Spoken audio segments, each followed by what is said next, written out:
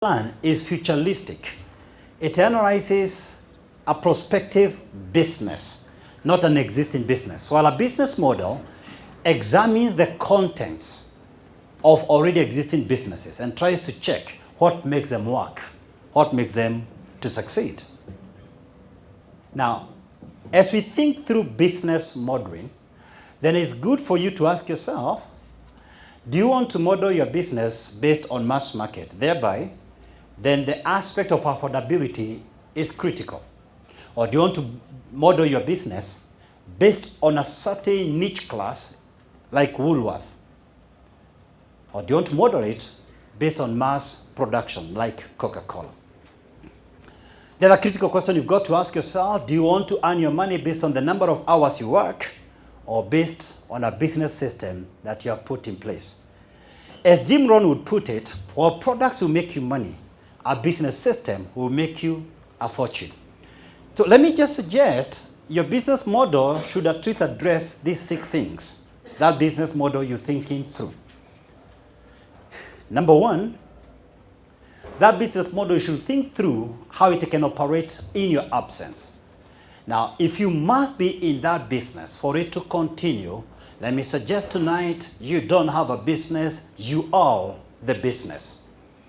Create a system in such a manner that the interdepartmental coordination are seamless. They can work in your absence, so that your business does not get sick if you get sick. Your business does not go on leave if you go on leave.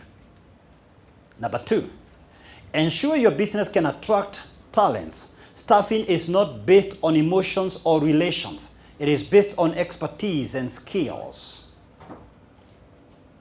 As John D. Rockefeller would put it, a friendship founded on business is a better deal than a business founded on friendship. A lot of people have missed because of bringing a friend or a relative into the business. You should be attracting talents, not relations. Number 3, your business model should be structured in such a manner you can attract investors.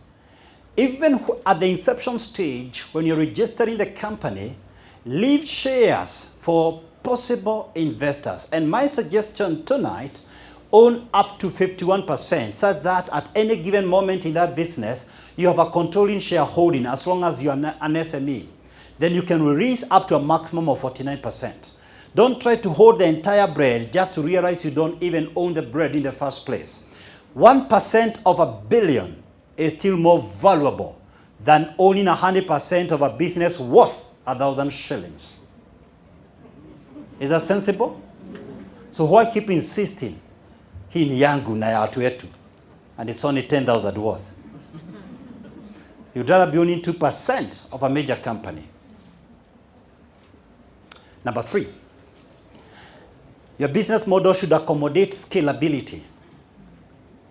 The whole idea of replicating your story. If I can do it in one corner of the CBD, I can repeat it in different corners of the CBD, then the county, the region. I will not allow myself to plateau and reach a settlement. I'll have to learn how to regularly and periodically, in a timely manner, disrupt myself.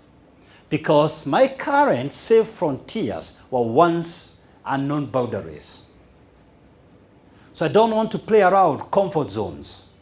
I want to continually stretch myself and scale it in a timely format. Are you with me? Yes. Number 5. Are you number 5? Yes. Your business should have a clear succession plan, a clear line between you and the business. No business should be grounded on a mortal persona. You see, a business idea is not a building. Businesses relocate buildings. The business goes on. The buildings are changed. A business is not even the people. The founders die. The business goes on. Disney World is there. Walter Disney died many years ago. Coca-Cola lives on.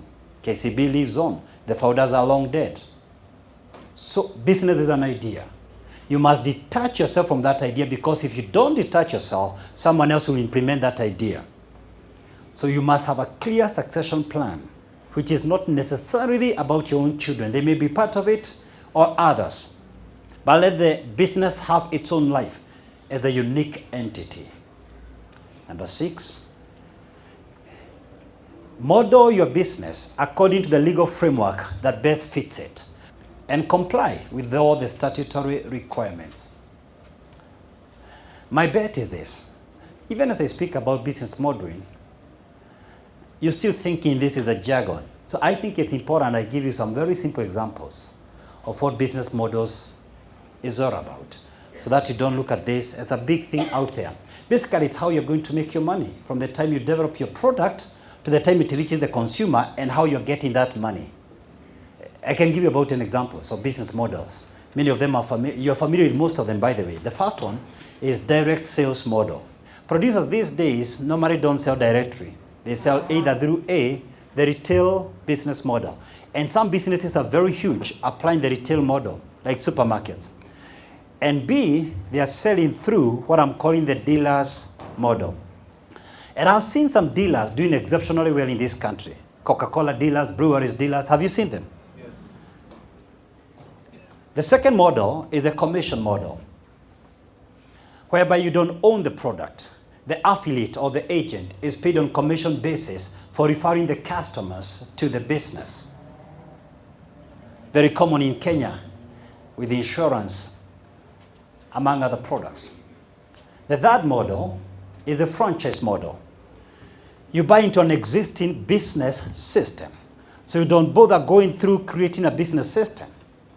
Then you enjoy the benefits of a network, an existing platform and network and marketing. Then you pay them royalties in return for putting up the business system. Number 4, freemium model. I know that's new, so let me spell it for you. Freemium. This is whereby you give a product absolutely free of charge, and then you harvest the contacts of the customers, hoping to market to them in return. Very common in service industries, like a beauty shop that invites you for free manicure, and then they take your contacts hoping you'll come for hair or for face. Number 5. Are you number 5? Auction model. A business model whereby the prices of commodities are not determined. Goods are sold based on competitive bids. Often than not, the highest bidder carries the product home. Number 6, add-on model. Please let me spell for you. ADD-ON.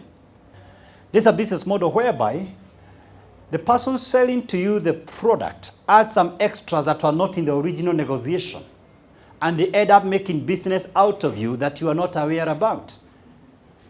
This is very common with gated communities in Kenya. You buy a house, and the guy makes you feel this is your house. They give you a title deed, but then they register a management company, and they continue collecting rent from you, but they don't call it rent. They call them services. Or you buy an insurance, and the guy adds something they call a rider. And sometimes it's happening these days even with air tickets. I don't know if they've gone through that. Somebody adds things that they never told you about. Number 6, are you there? Advertising model.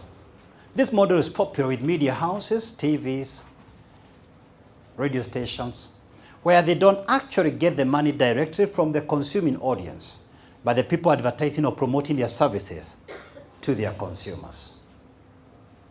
Number 8, bait and hook model. Bait and hook.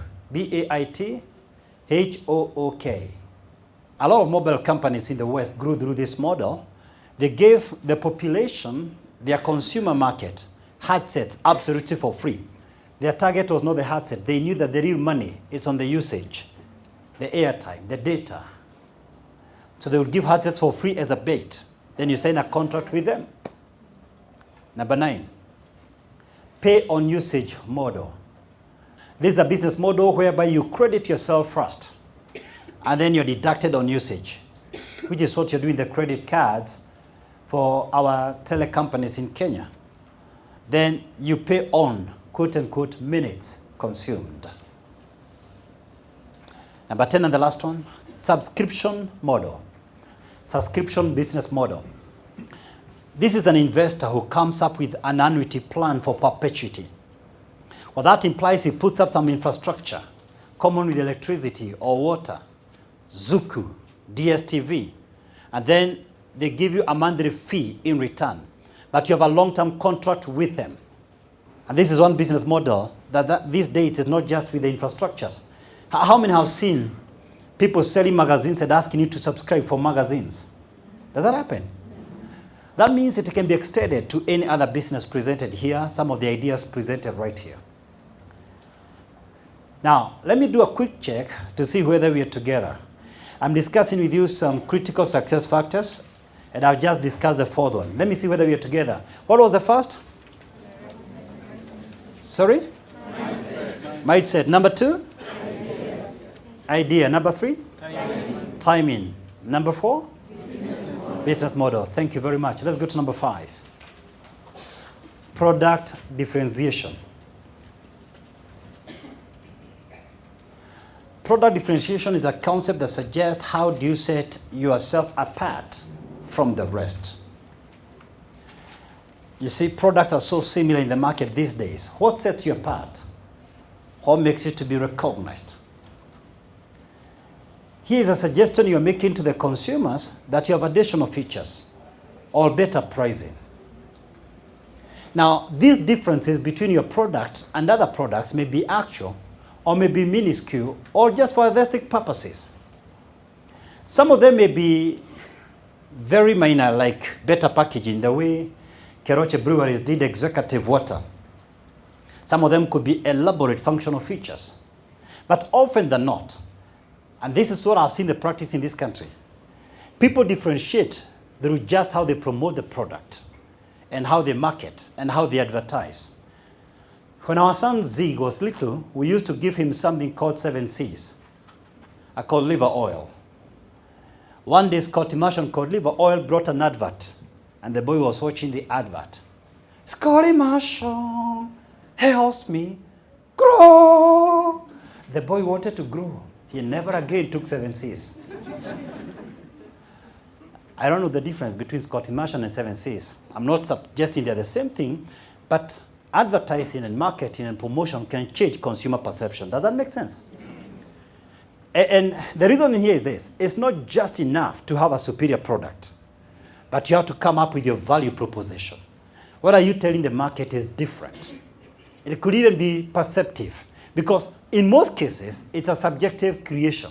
Products are very similar, but this is what you're telling the market. And the market looks at it in a different way altogether. Now, largely, there are 2 broad categories of products. And the first category is what we call complementary products. Complementary products are products that are used together. By that, I don't necessarily mean perfect complements, like a right shoe and a left shoe, that I have to buy them together. Of course, if you go to a shoe shop, the odds are high that the ratio is 1-to-1, that whoever bought a right shoe bought a left shoe. We have a few people who only have one leg. But the ratio, statistically speaking, is 1-to-1. By goods that are used together, I mean things like coffee and sugar. In retrospect, what means then, if the price of one commodity goes up and they're being used together, then the demand of the complementary product goes down.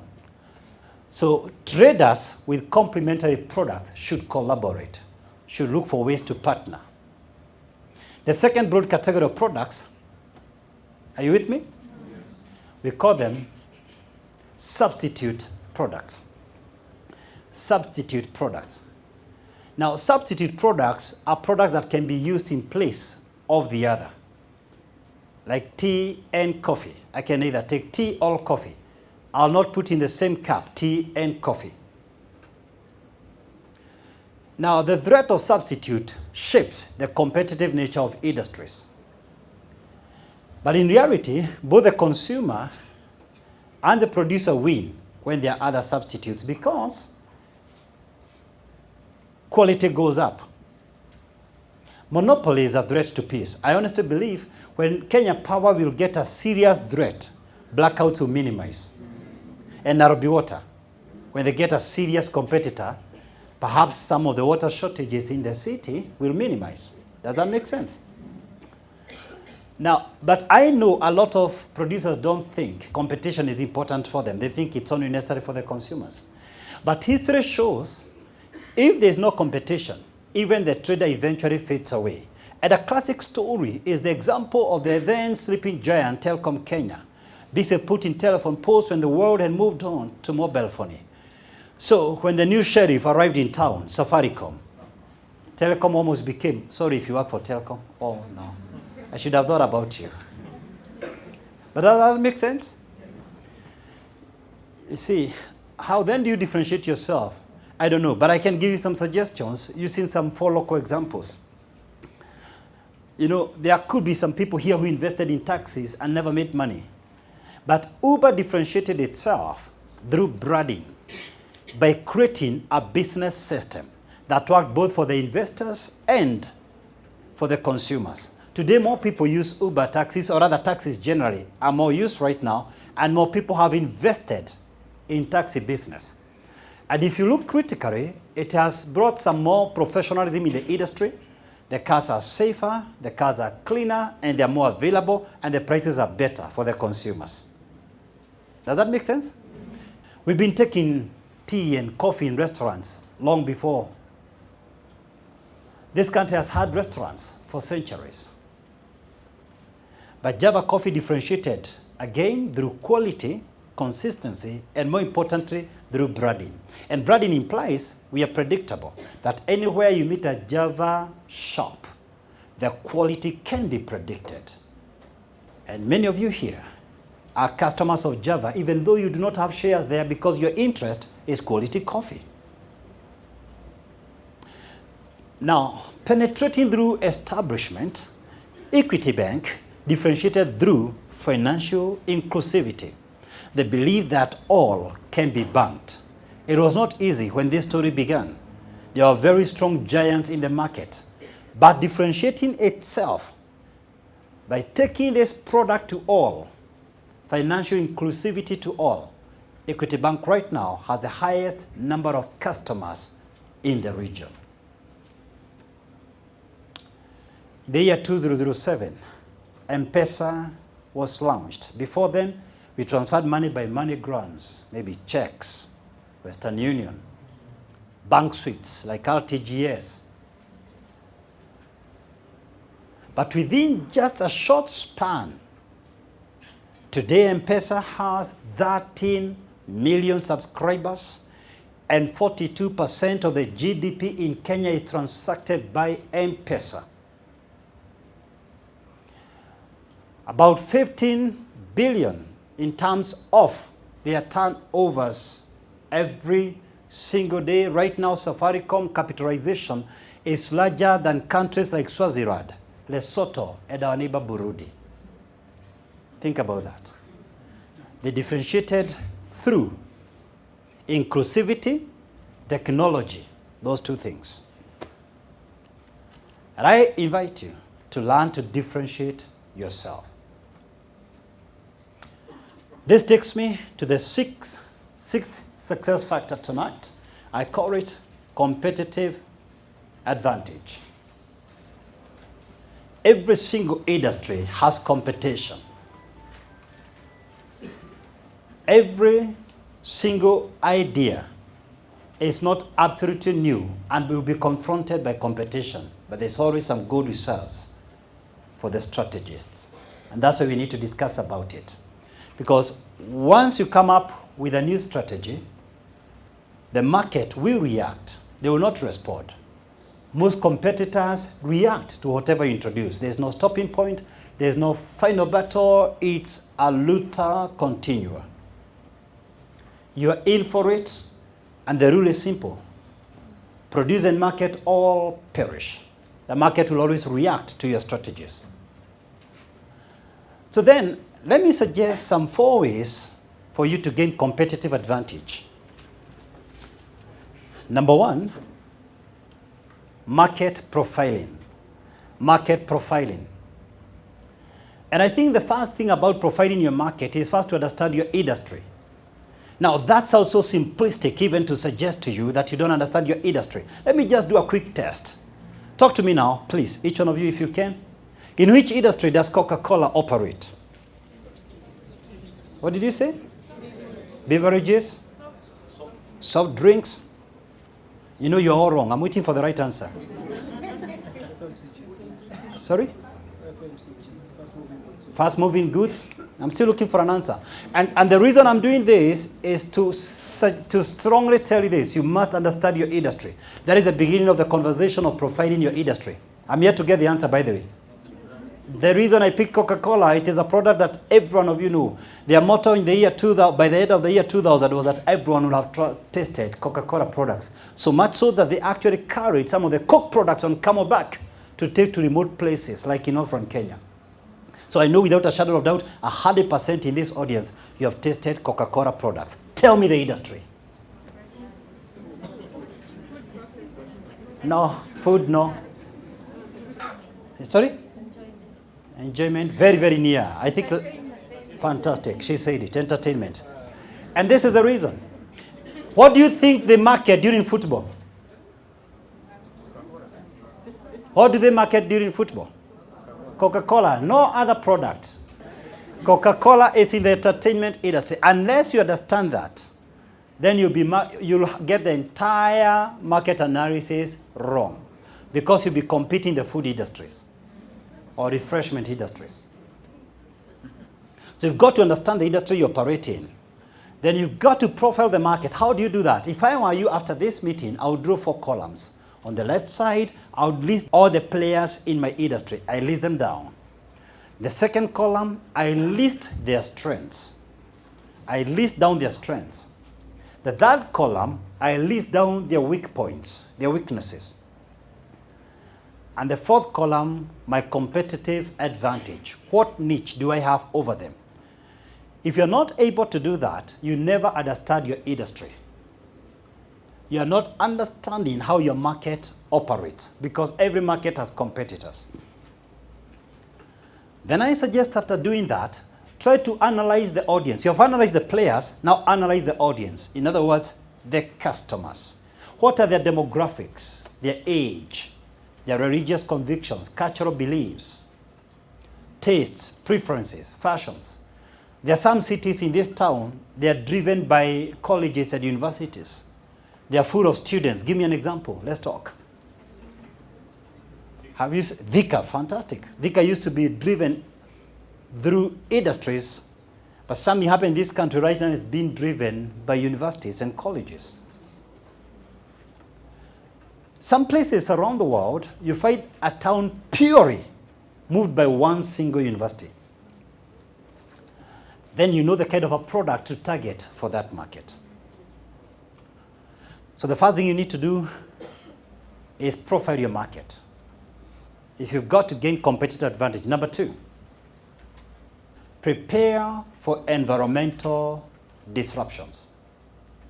Now, the survival of any species depends on its ability to adapt to change, not its innate abilities, not its strength, but its adaptability to change.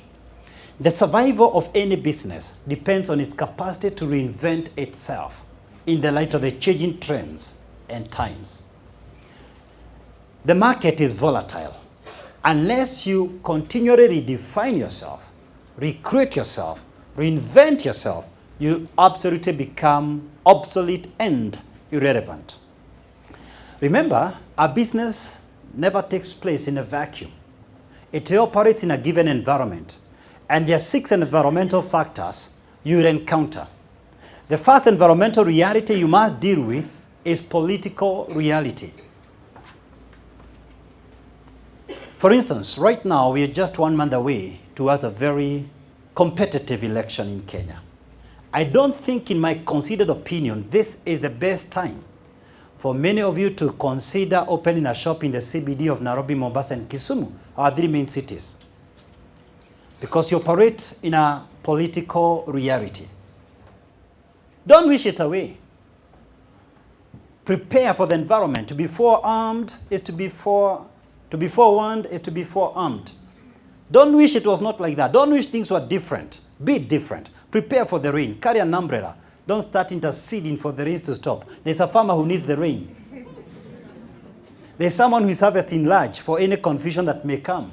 You prepare for the political turmoil. The second factor you must prepare about this environment is the economic context. Prices of commodities change abruptly and unexpectedly. This affects the consumer buying power, even the power of companies to purchase. The cost of capital can change without your control. Inflation is not within your control. Factors like GDP are macroeconomics that you may not control internally. But then you need to be wary about them and realign yourself accordingly. Thirdly, analyze the social reality of your business, the socio-cultural and religious beliefs of your consumer market. Let me suggest this. The chances of succeeding operating a pork restaurant in Wajir town is equal to the chances of succeeding operating a boutique full of hijab in Kericho town. Those two entrepreneurs may get the same money home. You operate in a social reality and you cannot ignore it. Does that make sense? Fourthly, analyze the technological reality of the day. I submit to you right now, in this time and age, if you've got to remain relevant and competitive, ICT must drive all your business processes and support all your business systems. Number 5, you operate in an ecological reality, not only for the sake of your CSR, corporate social responsibility, but it's in your personal interest to be cognizant of the ecological factors around you. Think about this. If you're going to run a restaurant that is infested by fleas and stricken by flies, as you wait for the county government to collect the garbage outside your shop, you're going to close it first before they collect the garbage. See, there is a Chinese proverb that makes a lot of sense. If everyone swept outside his own house, the entire world would be clean. Number 7, you operate in a legal reality. So I suggest analyze the legal requirements and comply with the standards and the best practice in your industry. Analyze and comply with the tax regime of the economy where you want to invest. Ladies and gentlemen, there is nothing you can do about your contextual realities, but you have to align your business. You can't wish it away. Align your business to your contextual realities. Now, I want to give you number 3 and number 4. But before doing so, I want to say this. The first 2 methods I have just given you are traditional methods of competing. The next 2 methods I want to suggest right now are unconventional methods. They are not dealing with competition, but they are rendering competition irrelevant. And I'm so passionate about the third one because it is my own creation. And I am writing an article on the same. So let's go to number 3. Are you there? Identify your blue sky. There is a place beyond the clouds where the sky is ever blue. There is a place beyond the clouds where the players are few. A point beyond which only the eagles can fly. The term competition is never mentioned. Winning and dominance is the default mode. Strategic partnerships are formed and members join exclusive members business clubs. There's a point beyond which nobody can copy you. They can look like you and they can quote you. There's a point beyond which you are a lone ranger. A line I'm calling tonight the blue line, where you're not bothered with what everyone else is doing. A place so high that the heights are life-threatening. The standards are incomparable. The delivery is beyond promise. Beneath the clouds are crowds. The competition is live and rife. Cutthroat competition. Undercutting is the language. The players are many. Everything is gray. I call it the gray sky. Everybody is finding out what everyone else is doing. Nothing original exists. Everything looks similar to everything, and everyone looks similar to everyone. No one stands out of the crowds. I want to invite you tonight to a higher level. I want to invite you tonight to identify your blue line and operate at your blue space. What's this? A place where you're no longer competing on the superiority of your products. Not on how superior your product or service is, but how different you are. Why is this? Because the original intent of our Maker was, there was something unique you are adding into humankind. And this unique thing has to be identified. Believe me, I live it. I never bother with finding out what other players in my industry are doing. I realized long ago, if I identify my blue line, I don't need to bother with what others are doing. How many in this live audience do not have a Safaricom line at all? Please lift up your hand. You don't have a Safaricom line at all. I need to celebrate the hero. Please lift up your hand. I'm serious. There might be a gift. You only need to speak the truth. We have one case there. And by the way, I'm serious. I'm going to give you a book on parenting. I think you need to raise your children in a better way. Another one?